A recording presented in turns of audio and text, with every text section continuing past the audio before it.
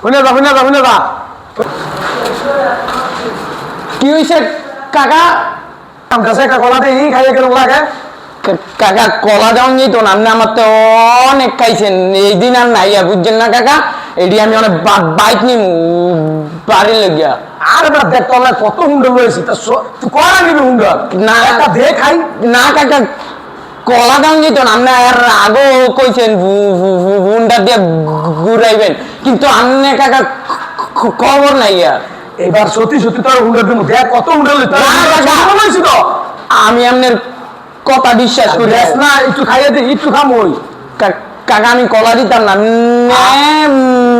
মিশা কথা কন। আরে বেটা এই দেখ কেন এটি কি এর মিশা কথা হুন্ডা তোর এটা দিতাম না তোরা।